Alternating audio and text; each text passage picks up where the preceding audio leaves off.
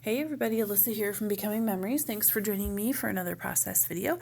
This one is a Christmas inspired video. I'm using Pink Fresh Home for the Holidays, I believe. Holiday vibes, that's it. And I have two photos here from December 25th, 2016. Don't judge, please. We're not all caught up, right? So I'm just looking through my Scrapbook here for a color of Distress Oxide, and that is Evergreen Bough is what I end up settling on there. I'm going to go with an arrangement similar to this, and I've already fussy cut a bunch of those snowflakes? Snowflakes? I think they're snowflakes. Not sure. I pulled out this paper because when I took these particular photos, we were living in Indiana and it was in fact snowy, and now we live in Texas and it is in fact not snowy at Christmas. And so I thought this would be a good opportunity to use up the snowflakes. I probably could use them on a Texas Christmas page, but I don't know, it just seems a little more cohesive or genuine or something, I don't know, to use them on this page. So anyhow, the colors seem to work well with my photos, and so there we go. Anyway, now I'm just kind of working out where some of these snowflakes are going to go so that I have an idea where I need to put my Distress Oxide. I'm planning to just use the sponge dauber there and just kind of make a little shadowing behind, and I'm just double checking the color there. And I decide I do indeed like it. This is cracked pistachio, by the way. I do end up putting a little bit of that down, and then I go back with that evergreen bough and put it over the top. And so I'm just kind of using those little pencil lines I drew to decide where to kind of smudge that ink. And here I'm just testing it again to make sure it's still where I want it. And I believe here in a second, maybe I could be wrong. I filmed this like a month ago, so yes, there we go. I am switching my little sponge dauber and going back with the evergreen bough. And I'm not really working very hard at making it smooth in the middle because I know that whole section is going to be covered. I was really mostly just concerned with making sure that the area around the edges was smooth and sort of feathered, if you will, so that it kind of looked soft, just peeking around my embellishments and photos and such. So this layout, actually I did it in October for the Secret Not Secret Kit Club scrap party, and so it was a little strange scrapbooking Christmas in October, but I'm just really working so hard at getting caught up that, you know, when you get to that part of the album, sometimes you just keep doing it. So my desk is a little bit messy because I had been really scrapbooking most of the day before I started filming. And sorry, I'm going to stop and fix that cord for you so it's not in the way. And then we're going to continue onward. Alrighty, so here we go. We're fussy cutting out a little house. This would have been our first Christmas. No, this would have been our second Christmas in this house. Anyway, that's not really what the house is for. It's just a cute little embellishment that fit well in that space. And so what I was looking for here was I wanted to bring in enough red and green that it looked Christmassy, but also enough blue and snowflakes so as not to be like, I don't know, sometimes I have a hard time with like all red and green and feeling like it's just a little overwhelming and a little too much. So I tend to bring in other colors to my Christmas layouts. Now, having said that, it is probably worth noting that I think that I'm choosing to go with red, black, and white. With a little bit of gold and possibly some craft for my December Daily Album 2019. Although I may yet chicken out and decide not to do a December Daily Album because I just finished here in mid-November with last year's album. Yes, that is terrible. Especially considering that I actually did start it in January. So anyway, life is just busy and I don't get as much time to craft as I would like. And so sometimes it is what it is.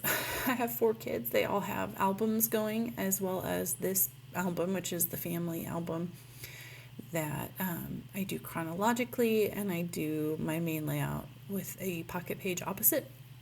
And so there's just not time for it all. And I kind of am assuming that at some point my kids will be grown or at least older, because the youngest ones are now 2 and 5 and still very busy and very high maintenance. And that perhaps more time to craft will be in my future. So that is the hope. Anyway, I decided to put that puffy sticker there, and then I decide not to put that puffy sticker there, and I keep trying to find a place for it. And in the end, I just felt like it was too busy, and it didn't really work down there because with the snowflakes behind it, it was a little too much. And so here at this point, I'm going to end up skipping through some of this for you, because it ends up being a lot of me just fidgeting and moving things around and then moving them back and then moving them around and then moving them back. So I'm actually skipping through several minutes here because that's what I'm doing. So now here we are back again. And at this point, I really haven't changed much despite about 20 minutes of fidgeting. So let's see, what have I added? Puffy sticker. And I have added a label. No, I think that label over there on the left was already there. So yeah, that was about it. I think I really spent a lot of time deciding where that 1 or 2 little puffy stickers was going to go. And I also did take things off and glue them down, some of them down during the part I skipped over as well. But that's it. That's all you missed, I promise. This was at the end of a day of scrapbooking, and I was kind of, I don't know if I would say burned out, but I was definitely slowing down in terms of my decision making. So I've decided now that I want to put this navy blue border around my layout, about a 1/4 inch to 1/2 inch on each side. But I am gutting the paper because this is the only sheet of the navy that I have left from this collection. And so I love the fact that the navy is a part of this collection, and it's probably the most appealing color in the collection to me, especially with that coral color. And so I just wanted to make sure that I had enough of that navy to use on another layout and really have it be prominently featured. So I don't normally gut my paper, but I did in this case. So I think we're almost done now. I think it's about time for a title, which is coming soon. Here I'm playing around with the idea of putting a couple of those snowflakes kind of going off the edge of the paper. And I don't end up doing that. I am jumping up here to get some alphabets and also some mist for some spatters. That color there, I believe, is called, I can't remember what that color is called. Blue jean or something like that. Topaz. It's called Topaz. And I looked at it on my swatch and decided it was way too bright of a blue for this layout. And so I end up pulling out this other navy color that is it's a Tattered Angels color as well. And it's navy with gold in it. And I can't remember right at this particular second what it's called. That is a little puffy sticker present that I just stuck in there. I think the thing that I was struggling with most with this layout is breaking up those snowflakes enough that the layout felt full and it felt layered without feeling cluttered or messy or like there was too much on there. I tend to kind of gravitate more toward lots of layers, lots of funkiness, but also I don't like things to be too busy or overwhelming. And so when I first started scrapbooking, my style was very much clean lines and very almost simplistic modern. And I have started to really enjoy having more layers and more details and more layering and more clusters and that sort of thing, but I still have a tendency to want to be very careful not to over clutter.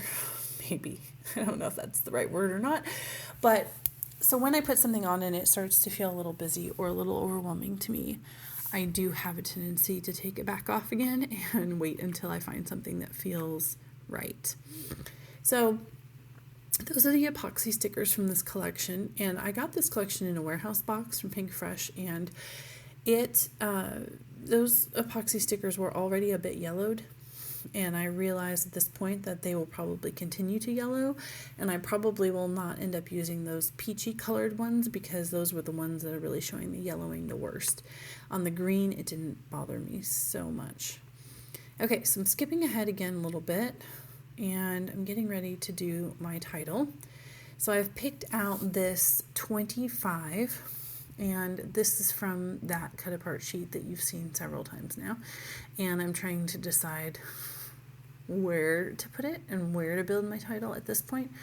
Here I decide, okay, I did not like the look of that 25 in the rectangle, in the box. It was a little too boxy for a title, and I felt like it didn't stand out because I have a couple of other boxy square rectangle elements layered in behind my photos, like that journaling spot there on the bottom in the center.